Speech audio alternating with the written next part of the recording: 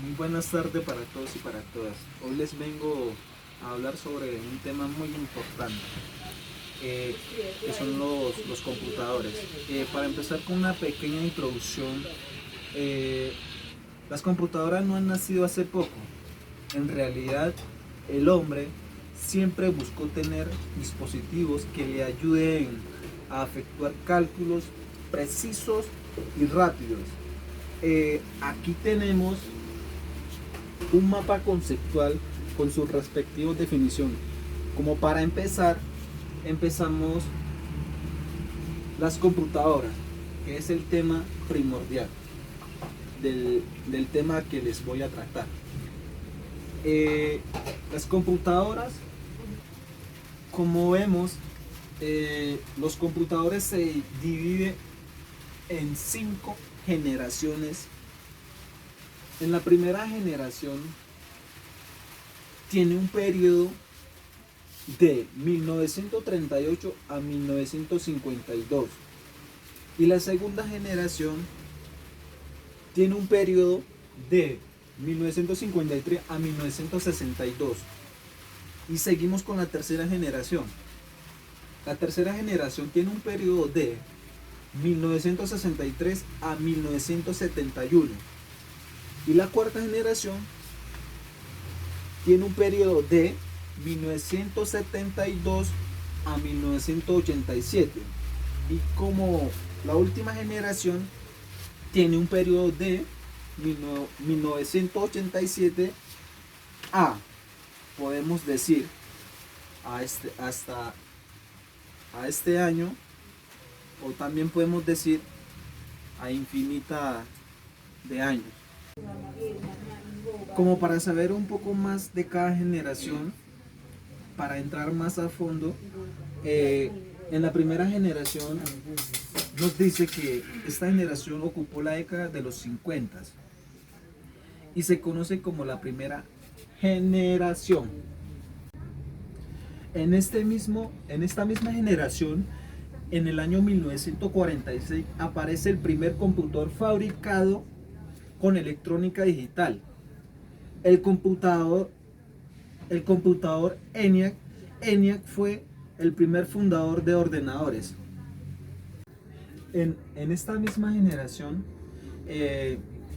tenía unos 18.000 tubos de vacío. Pesaba 30 toneladas, ocupaba 1.500 pies cuadrados y realizaba 5.000 sumas por segundo. En esta misma generación aparece, en el año 1951, aparece la primera computadora comercial, que es la UNIVAC. Esta máquina, que disponía de 1000 palabras de memoria central y podía leer cintas magnéticas, fue usada para procesar los datos del censo del 1950 de los Estados Unidos. Seguimos con la segunda generación. En la segunda generación, las tecnologías de esta generación se caracteriza por el descubrimiento del transistor, que se utilizan en la construcción de las unidades centrales de proceso.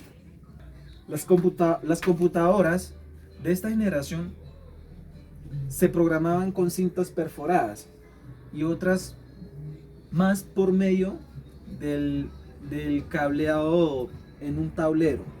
Seguimos con la tercera generación. En esta generación, con los procesos de la electrónica y los avances de comunicación con las computadoras, en la década de los 1960 surge la tercera generación.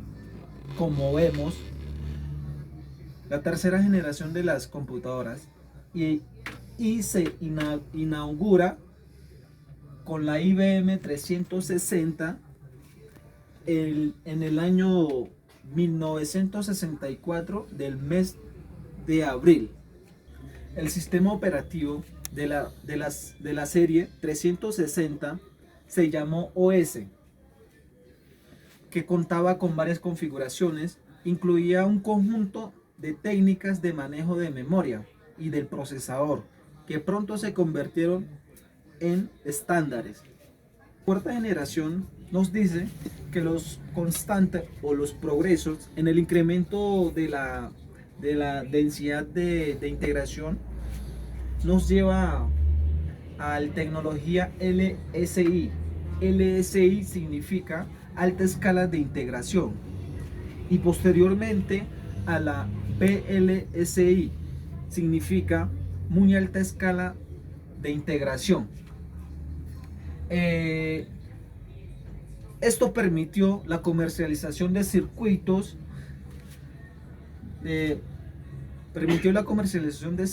integrados de memoria conteniendo solamente 1 GB con el tiempo de acceso de 35 nanosegundos.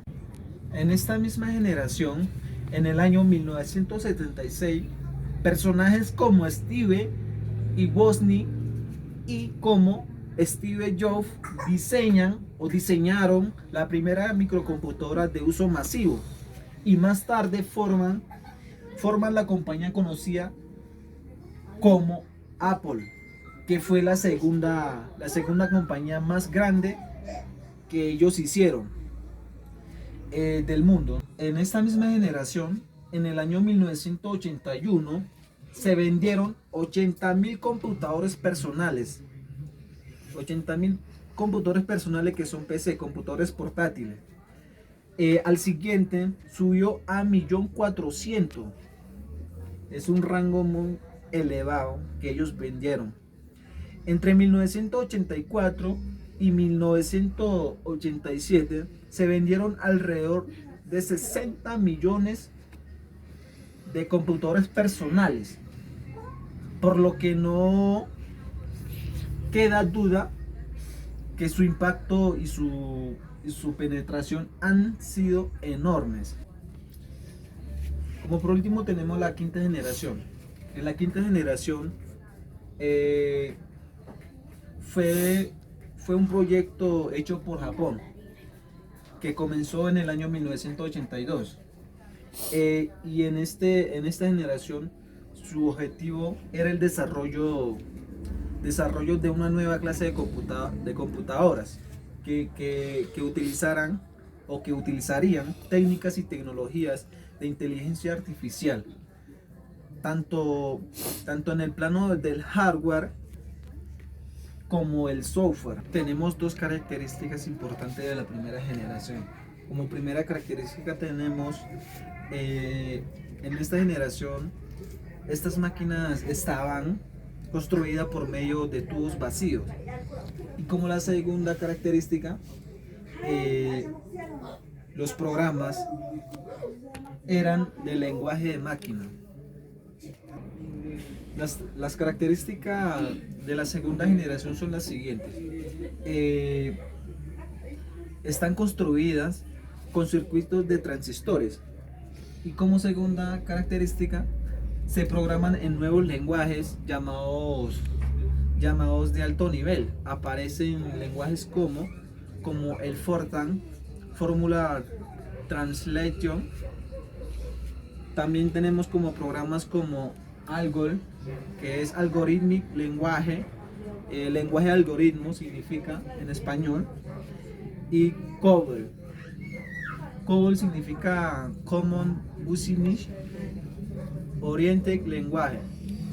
De la tercera generación tenemos las siguientes características, como su fabricación electrónica está basada en circuitos integrados, y también tenemos otra característica como su manejo se realiza mediante los lenguajes de control de los sistemas operativos. La característica de la cuarta generación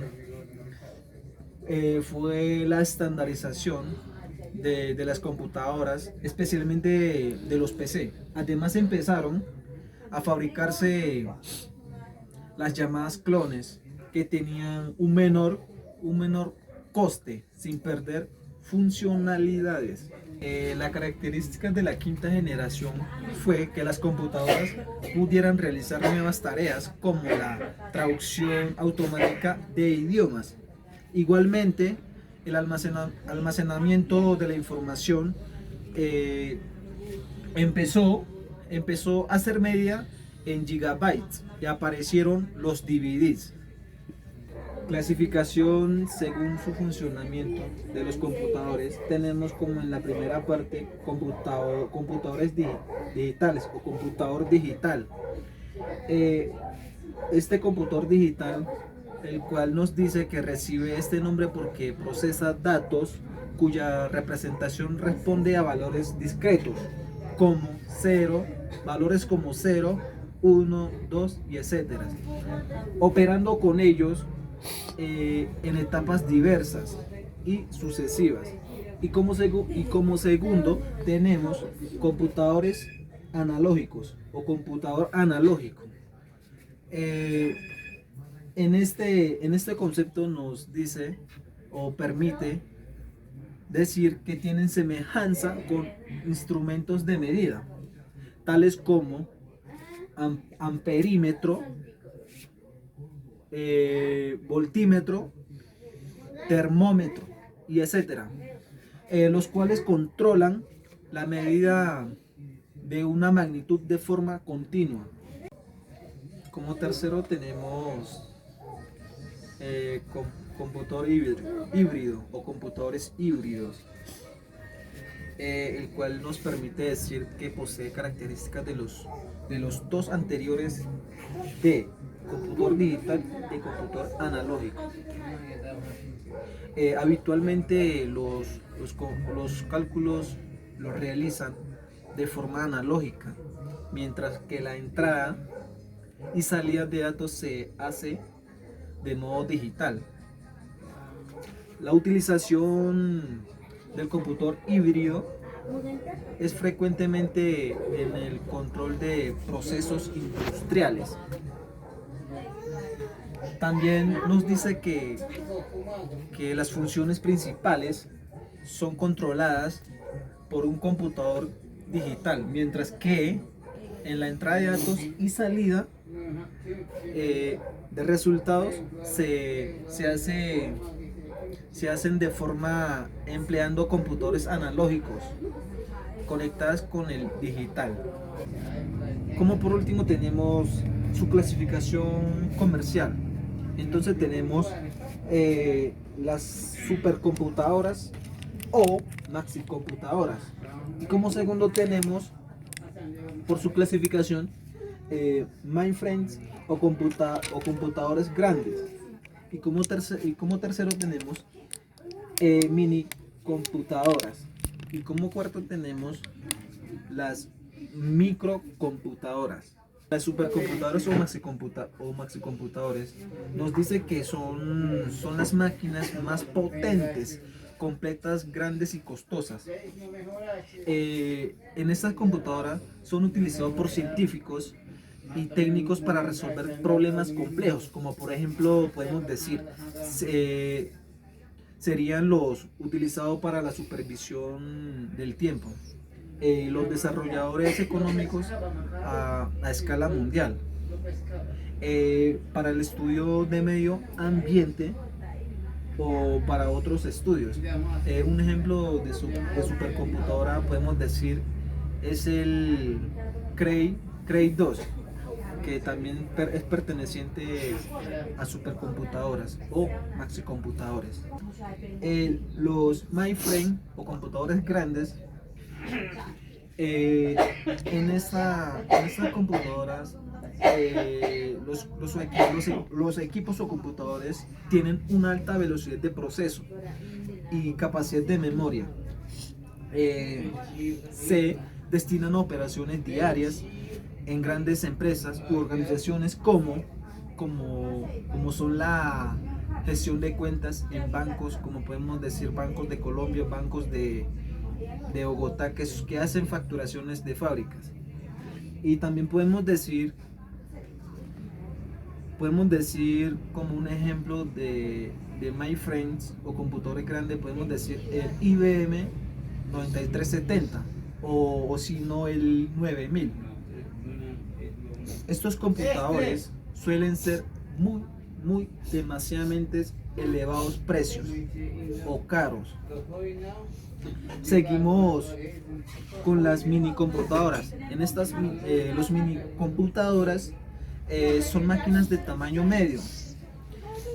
Su costo es más reducido que los demás computadores. Los mini computadoras son máquinas con capacidad de proceso o de memoria bastante elevados. Un ejemplo podemos decir de mini computadores, podemos decir es el VAX 11 780. Y por último, en las microcomputadoras podemos decir que son los de menor tamaño, que son más pequeños que los demás computadores. De capacidad de proceso tiene capacidad de memoria y son los más baratos. Se utilizan tanto en empresas como a nivel doméstico. Entonces, aquí en este mapa conceptual hice un pequeño resumen del capítulo 1 de Bilbao, lo cual podemos observar. Y para concluir el tema tratado y el tema explicado, puedo decir que las generaciones de las computadoras, he dado cuenta del avance que han tenido, y gracias a los avances en relación a ellas hemos alcanzado un nivel de tecnología muy elevado, el cual nos ha servido para muchas áreas, como por ejemplo las comunicaciones, la medicina, la educación y en muchos campos, y etcétera. Muchas gracias. Esta fue mi presentación sobre los computadores y explicándolo en un mapa conceptual.